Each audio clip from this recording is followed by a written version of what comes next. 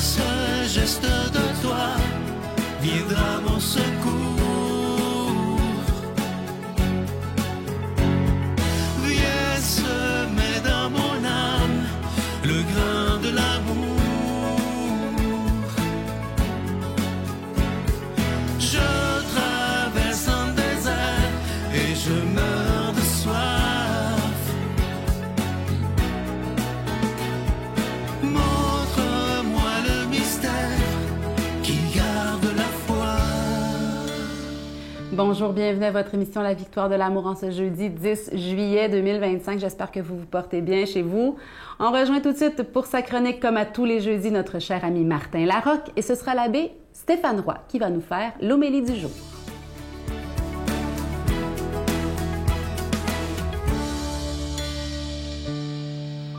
Bon matin, les victorieux, les victorieuses et tous ceux qui doutent encore. J'espère que ça va bien.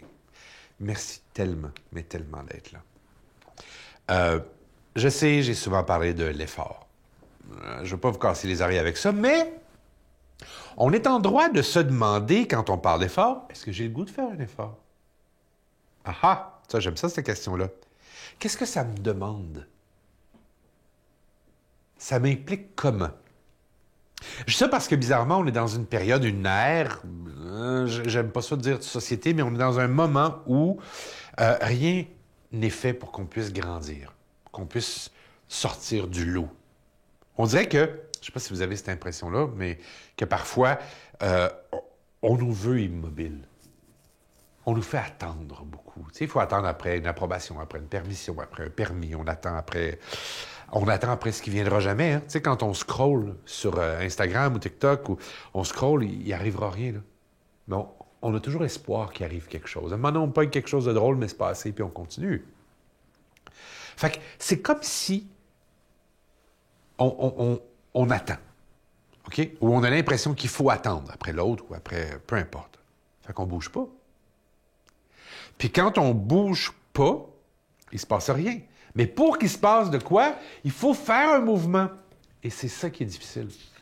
C'est faire un mouvement qui est difficile. Pour que quelque chose arrive, là, il faut décider. Il faut décider de bouger. Puis une décision, là, c'est ça, là. C'est juste ça. Une décision, c'est un claquement de doigts. Après ça, il y a du travail. Oh my God, qu'il y a du travail. Mais une décision peut changer votre vie complètement. Vraiment. Étant donné que les meilleures choses dans notre vie ne peuvent pas s'acheter, tu sais, il faut les faire, bien, la route va être rough. Puis c'est cette route-là qu'il faut prendre. C'est la route rough, la route qui zigzague, la route qui est difficile. Puis ça, c'est pour retrouver notre vérité, notre joie, là. Tu sais, quand je parle d'acheter, je ne parle pas évidemment d'acheter des objets, là. Alors, qu'est-ce que ça demande? Alors, j'ai trouvé des idées très, très simples, mais vous allez voir, c'est presque poétique. Et j'adore cette idée-là pour, tu sais, l'effort. On ne peut pas être riche dans la vie si on n'investit pas. On ne peut pas être riche dans la vie si on n'investit pas, si on ne prend pas les risques avec l'argent, si on n'essaie pas de le faire travailler pour nous. Demande à n'importe quel financier. Demandez-moi pas ça, là. Moi, je l'ai lu. Moi, l'argent, je ne suis pas bon avec ça. Mais je commence à comprendre. On ne peut pas être en forme si on a peur des mouvements qui nous donnent de la douleur. Si vous faites toujours le même exercice parce qu'il vous fait pas mal, c'est pas comme ça que vous allez vous mettre en forme. Il faut faire les petits mouvements qui... Tu sais, quand le lendemain, tu te sens un petit peu raqué, là, ton corps commence à être en forme. Donc, c'est la route rough, tu sais. On ne peut pas devenir intelligent dans la vie si on a peur de lire des choses qui sont un peu plus ardues. Ah, mais ça, je ne comprendrai pas ça si je les lis. Essaye. C'est peut-être plus intelligent que tu le penses. Ou c'est peut-être ça qui va t'amener à être plus intelligent. Donc, il ne faut pas avoir peur de lire quelque chose d'un peu rough. Donc, je vous le dis, c'est la route un peu plus rough, tu sais. On ne peut pas recevoir de l'amour si on n'a pas confiance en nous. Avoir confiance en soi, c'est aussi un travail. Oh my God, c'est un job. C'est tellement un job. Voyez comme c'est beau, cette idée-là autour de l'argent, autour de l'intelligence, de l'exercice physique. Il y a toujours la route rough. On veut tout ça. Alors tout ça demande un effort. Puis la vie récompense ceux qui agissent. Vous en valez la peine.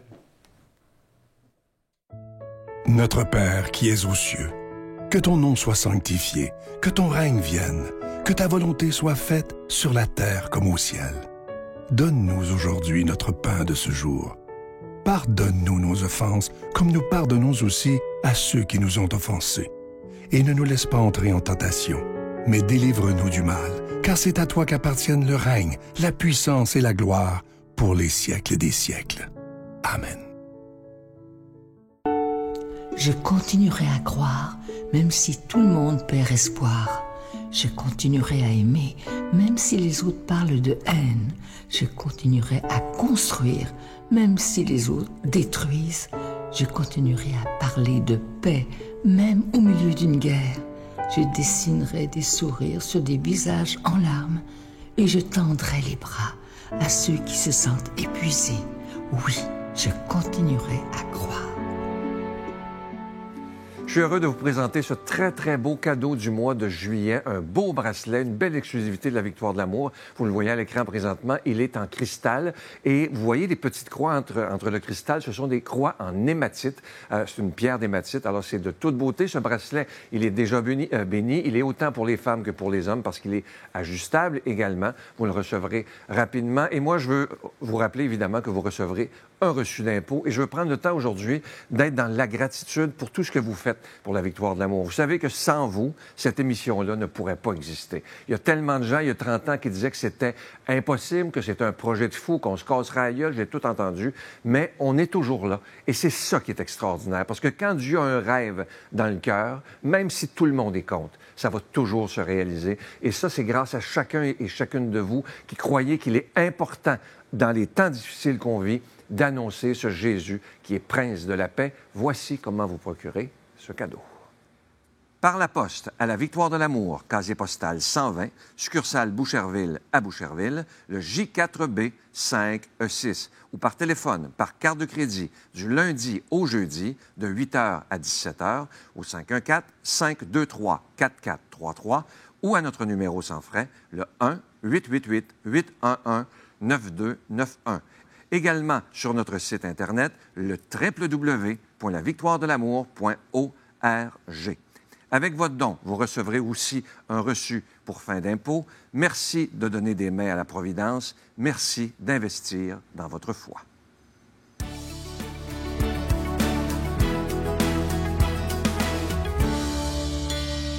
Mon Dieu, donnez-moi la sérénité d'accepter les choses que je ne peux changer, le courage de changer les choses que je peux et la sagesse d'en connaître la différence.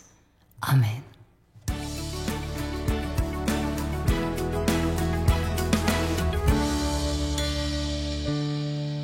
Bonjour à toi, bon jeudi. L'évangile qui nous est proposé aujourd'hui est tiré de Saint Matthieu au chapitre 10. Et Jésus s'adresse à ses apôtres et les envoie en mission. Puis il va leur dire, prenez juste une tunique, puis amenez pas trop d'argent et compagnie. Mais il va leur dire, surtout, guérissez les malades, ressuscitez les morts, purifiez les lépreux, chassez les démons. C'est que Jésus envoie ses apôtres en mission. Et il ne peut pas les envoyer dans une dynamique autre qui est la sienne. Si tu te rappelles, au début de l'Évangile, au début de son ministère public, Jésus va dans la synagogue de Nazareth, on lui apporte le rouleau, il l'ouvre, et ce qu'il lit est une prophétie d'Isaïe qui dit que l'Esprit du Seigneur est sur lui parce qu'il l'a consacré par l'onction et qu'il l'envoie proclamer la bonne nouvelle aux pauvres, guérir les malades, dire aux prisonniers qui sont libres, etc., etc. Très souvent, et c'est une grande partie de la vie chrétienne, mais on pense que la vie chrétienne, c'est travailler sur nous-mêmes. Et de fait, Jésus veut nous faire travailler sur nous-mêmes. Mais le but de la vie chrétienne n'est pas ça. Un chrétien n'est n'est pas que quelqu'un qui travaille sur lui-même. Ça ne peut pas se définir uniquement par ça. Un chrétien, c'est quelqu'un qui travaille sur le monde. Dans le sens que, un chrétien doit être un don, comme le Christ est un don au monde. Le chrétien, ça doit être quelqu'un qui cherche à vouloir rendre les autres meilleurs, guérir les malades, ressusciter les morts, purifier les lépreux, chasser des démons. C'est tous des images très fortes pour nous dire « Aie compassion de ton frère, aie compassion de ta sœur, qui a sans doute besoin de miséricorde, comme toi tu en as besoin aussi. » Et ça, eh bien, ça se vit. Notre engagement pour Dieu ne peut être qu'un engagement pour le monde.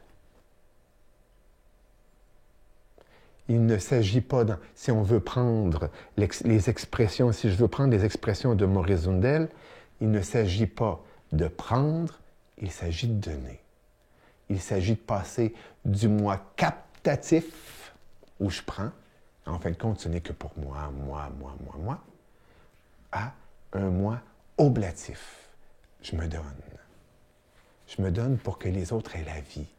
Je me mets au service de la guérison, du bien-être des autres, de la santé spirituelle des autres. Toujours dans l'esprit du Christ, dans l'esprit du Christ qui est dans Isaïe.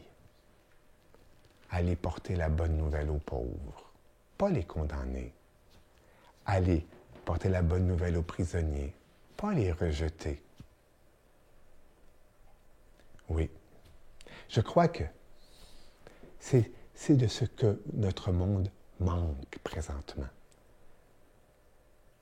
D'un amour qui se donne. Notre monde a besoin d'amour. Et un amour qui se dit, mais aussi un amour qui se vit. Un amour qui prend des bras, un amour qui prend des pieds, un amour qui s'incarne pour ceux et celles qui en ont besoin et qui n'en ont pas besoin. Que le Seigneur, en cette journée, nous bénisse puis nous accorde une belle effusion de son esprit pour vivre de cet évangile qui n'est que miséricorde et bonté. Amen. Je vous salue Marie, pleine de grâce. Le Seigneur est avec vous. Vous êtes bénie entre toutes les femmes, et Jésus, le fruit de vos entrailles, est béni. Sainte Marie, Mère de Dieu, priez pour nous pécheurs, maintenant et à l'heure de notre mort. Amen.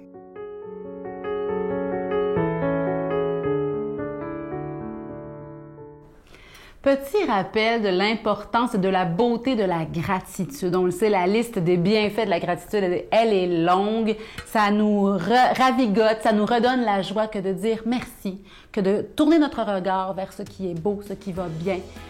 Et si vous dites « Ah, moi, je ne peux pas être dans la gratitude, je ne peux pas dire merci, en ce moment, ça ne va pas bien », eh bien, c'est possible de dire merci, même dans l'épreuve. Regardez la croix du Christ, à quel point ça a été là, la source de toutes les bénédictions, la source de toute la miséricorde, de tout l'amour. Donc, prenons conscience qu'on peut dire merci, même dans l'épreuve, parce qu'il y aura un cadeau qui s'en vient. Bonne journée. Puis le mantra des dépendants, c'est la prochaine fois. La prochaine fois, je ne boirai pas autant. La prochaine fois, je ne jouerai pas. La prochaine fois, je n'irai pas sur un... C'est notre mantra. On se dit la prochaine fois, la prochaine fois. C'est par ta grâce que je peux m'approcher de toi. C'est par ta grâce que je suis racheté. Tu fais de moi une nouvelle création. De la mort tu m'as sauvé.